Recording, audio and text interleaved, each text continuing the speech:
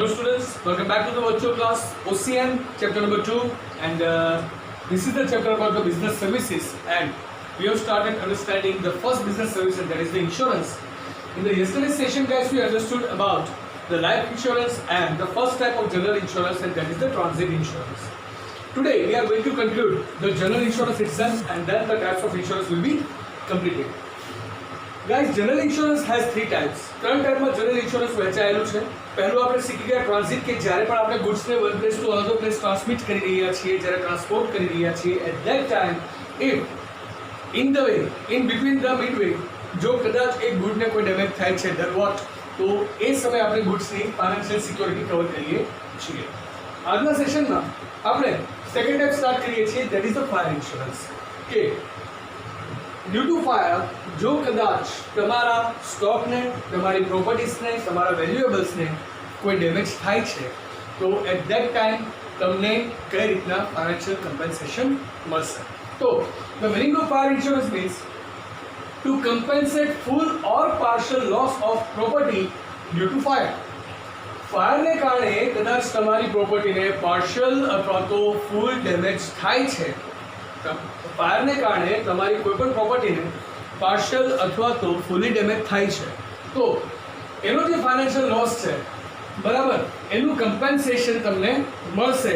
જો due to fire loss થયો હોય તો એને આપણે ફાયર ઇન્સ્યોરન્સ તરીકે ઓળખીએ છીએ. ફાયર ઇન્સ્યોરન્સ ગાઈઝ મેઇનલી એમાં ઇન્સ્યોરેબલ ઇન્ટરેસ્ટ કે જે પ્રિન્સિપલ આપણે શીખી ગયા હતા એ મેઇનલી વર્ક કરે છે કે તમારી પોતાની પ્રોપર્ટી જે હોય એને તમે ઇન્શ્યોર કરી શકો. બરાબર, હવે તમે માની લો કે કોઈ ઘર છે, કોઈને રેન્ટ ઉપર આપ્યું છે, એ માણસ ઘરમાં કઈ રીતના રહે છે ખબર નથી, બટ કોઈ પણ એક્સિડન્ટ થાય છે ને ઘરને આગ લાગી જાય, તમારા ઘરને જો ડેમેજ થાય છે તો એ પાર્શિયલ કે ફૂલ જે લોસ હશે એ ડાયરેક્ટ તમને મળશે. તો ઇન્સ્યોરેબલ ઇન્ટરેસ્ટ છે એ અહીંયા લાગુ પડે છે કે only and only owner can take the fire insurance. Any tenants or any caretaker can not take the insurance. એનો બેનિફિટ ડાયરેક્ટ ઓનરને જ મળશે. Right, so guys, this is the fire insurance. Now we are coming to the third and the last topic of the types of insurance and that is the other general insurances. બીજા થોડા એવા general insurance છે જે સમજવાના છે. બુકમાં તમને near about 13-14 જેટલા પોઈન્ટ્સ આપ્યા છે, બટ એમાંથી જે મોસ્ટ ઇમ્પોર્ટન્ટ જે આજની તારીખે આપણે સમજવા જોઈએ and which are being used very very in today's day that you are going to understand and I have pointed out 10 different types of the insurance. I am going to give you a big brief about them and then we are going to conclude the session. So other general insurance માં the first one is insurance against loss. સૌથી પહેલા તો other general insurance means what? Life છે તો life ક્યાં જશે? Life insurance. But કઈ life? Human life. Only the human life will be secured in the life insurance. Then ગુડ્સને transit કરો છો તો ટ્રાન્સપોર્ટેશન ઇન્સ્યોરન્સ અલગ છે. ફાયર લાગે તો ફાયરનો ઇન્સ્યોરન્સ અલગ છે. હવે ફાયર, ટ્રાન્ઝિટ અને લાઈફમાં જે ઇન્સ્યોરન્સ નથી આવતા એ બધા અધર જનરલ ઇન્સ્યોરન્સીસમાં કવર થશે. તો the first is insurance against loss. ઘણી વખત કેવું થાય કે we R dealing the business with the profit and many times we are સિક્યોરિંગ the profit but sometimes the situation નહીં અરાઇઝ કે આપણે પ્રોફિટ નથી થઈ શકતો.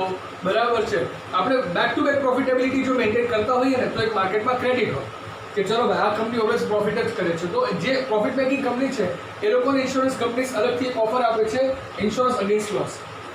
તમે પ્રોફિટ કરો છો બટ ઇનકેસ જો તમને લોસ થાય તો એ લોસ માટે અમે તમને કમ્પેન્સેશન આપશું. બરાબર, so that's the insurance against loss. Second is health insurance, જે આજની તારીખે ટ્રેન્ડિંગ છે. Almost each and every person has the health insurance. એટલે કે we are the human being, we are working out, we don't know કે ક્યારે કયા health problems આવી શકે. રાઈટ, તો જ્યારે આપણે નોર્મલ લાઈફ જીવી રહ્યા છીએ એ નોર્મલ લાઈફની અંદર કદાચ અચાનક જો તબિયત ખરાબ થાય તો આપણું જે ફાઇનાન્શિયલ વર્ક છે અટકી જાય, ઉપરથી હોસ્પિટલ એક્સપેન્સીસ, તો એને કવર કરવા માટે હેલ્થ ઇન્સ્યોરન્સ અત્યારે આપણને ઓફર કરવામાં આવે છે.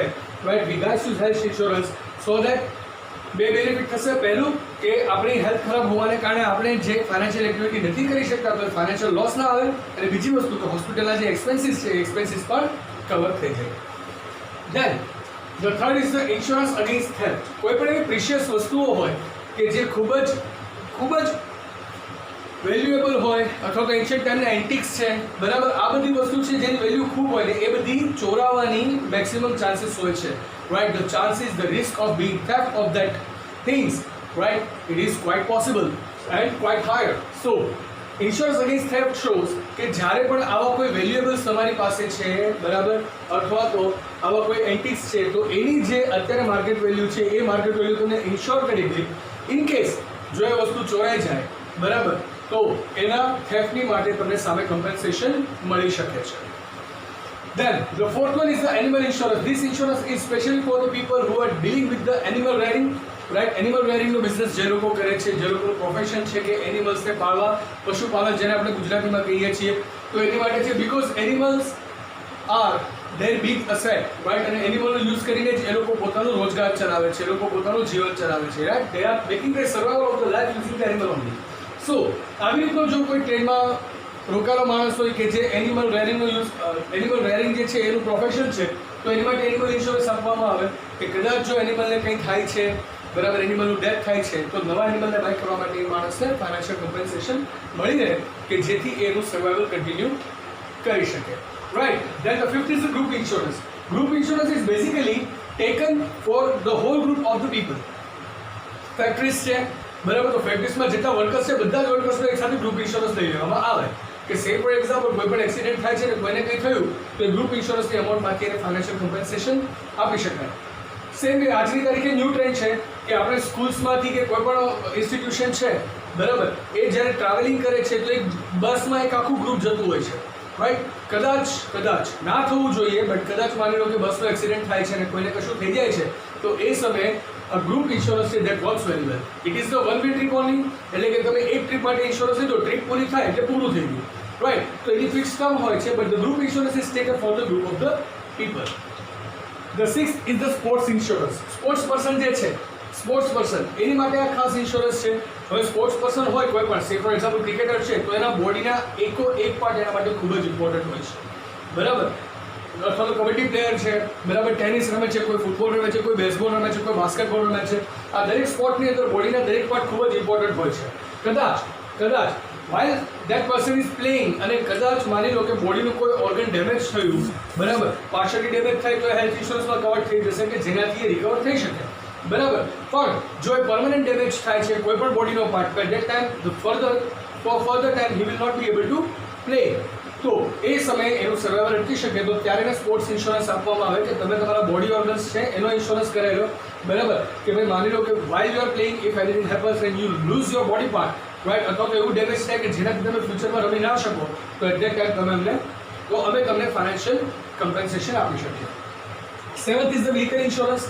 As I said last time જ્યારે ઓવરવ્યુ આપતો હતો ત્યારે કે વ્હીકલ જે છે એનો ઇન્સ્યોરન્સ લેવો કમ્પલસરી છે આરટીઓ દ્વારા, કે રસ્તામાં કાંઈ પણ એક્સિડન્ટ થાય છે, કશું થાય છે, વ્હીકલને કશું થાય છે, તો એનું ફાઇનાન્શિયલ કમ્પન્સેશન થાય. કારણ કે વ્હીકલ છે એ પણ એક કોસ્ટલી વસ્તુ છે. કોઈ પણ તમે કાર લો છો તો it is never ever less than 4 lakh, right? અલ્ટોથી જો શરૂઆત કરીએ તો બાકી ટાટાને નો 2 લાખમાં 2 લાખમાં પણ મળે છે, right? But it's a valuable thing, તો એને ઇન્શ્યોર કરવી ખૂબ જ જરૂરી છે, બરાબર? તો વ્હીકલ ઇન્સ્યોરન્સ આવે છે. Then credit insurance. Credit insurance is basically for the people who are taking the loan, right? જ્યારે કોઈ વ્યક્તિ લોન લે છે, બરાબર, તો ત્યારે એને ક્રેડિટ ઇન્સ્યોરન્સ આપવામાં આવે. એટલે કે લોન આપનાર કંપની છે એ થોડું એક્સ્ટ્રા પ્રીમિયમ લઈને એનું ઇન્સ્યોરન્સ લે. શું કામ? સો દેટ માની લો કે at the time of the repayment or before the total repayment of the loan, if that person meets any accident or naturally કદાચ એ માણસનું ડેથ થઈ જાય છે by any of the cause, તો એના જે ફાઇનાન્શિયલ લોસ એટલે કે એ લોન જે રિપે કરવાનો હતો, બરાબર, એના ઈએમઆઈ હવે કોણ પે કરશે?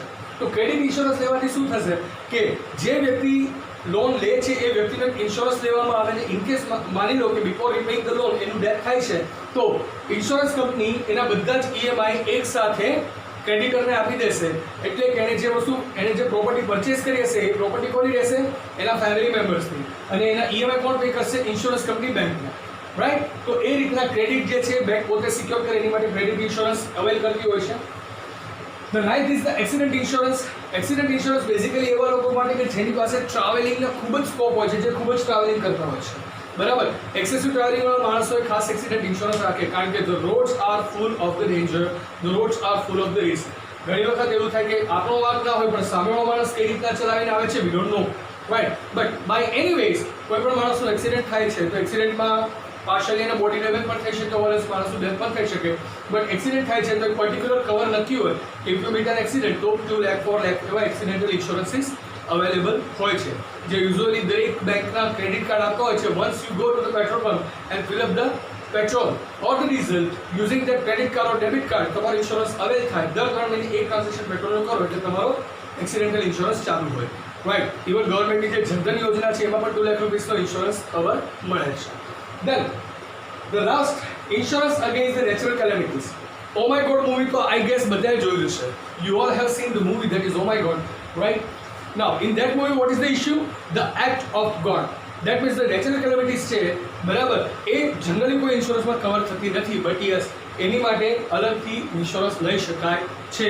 If you are doing your business or if you are living in an area which is maximum prone to the natural calamities, at that time you can take the insurance against the natural calamities, so that natural calamity ને કારણે જો કદાચ તમને કોઈ damage થાય છે તમારી પ્રોપર્ટીને બરાબર, તો ફાઇનાન્શિયલ કમ્પેન્સેશન તમારું એ ડેમેજનું તમને ઇન્સ્યોરન્સ કંપની પે આઉટ કરી આપશે. Right. So guys, these were the types, the 2 remaining types of the general insurance, the fire insurance and the other general insurance. And in the other general insurance we understood about the 10 most important insurances that are being used in the current market right now. Right. I hope you guys are quite clear. In the next section we are going to get a bit deeper in the more business services. So right now I would like to take your leave. So goodbye, take care, have a nice time, stay home, stay safe, keep making notes. Thank you.